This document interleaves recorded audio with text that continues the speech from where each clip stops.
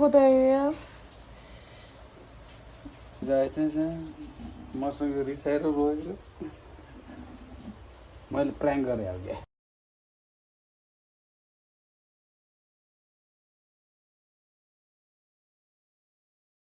रो होता है यार दिपले कतिको माया गर्दो रहेछ यही प्रुफ हुन्छ है भोलि बिहान म तपाईँहरूलाई देखाइदिन्छु कति वर्ष भयो चेक गरेको अझै थाहा छैन बिहे गरेको त्यस्तै 8 वर्ष हुन लाग्यो त्यो बिचमा चाहिँ दिपले प्राय जस्तो त्यो साउन बेला चाहिँ पुरै दिपले नै मेहन्दी चाहिँ दिपले नै भरिदिनुहुन्छ तर उति बेला चाहिँ गाडै बस्थ्यो अब भन्ने हो कि साँच्चै पहिला चाहिँ गाडै बस्थ्यो के अरे यो पालिको कस्तो के थाहा माया साया अब घट्न नि पायो गत्यो भने फेरि बस्दैन है तर फेरि त्यो मेहन्दी भर्न फेरि दिपलाई खतरा आउँछ नि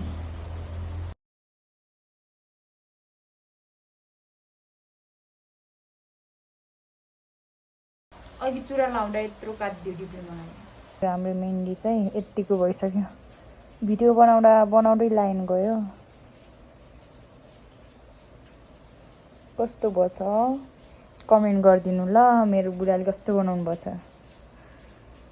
रातिको कति बजिसक्यो 12 बजिसक्यो रातको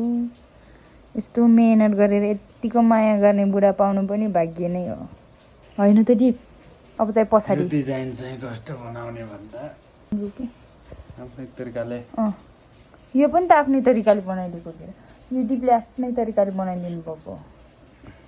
अब यता बनाइदिनु म चाहिँ सबै लास्टमा फाइनल लुक देखाउँछ है त तपाईँहरूलाई यतिको बनाइदिनु भयो दिपले चाहिँ यो चाहिँ कतिको गाडा बस्छ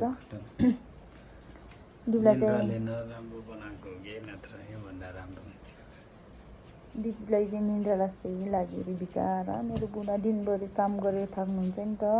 कतिको गाडा बस्छ म तपाईँहरूलाई भोलि देखाइदिन्छु सबैजनालाई ह्याप्पी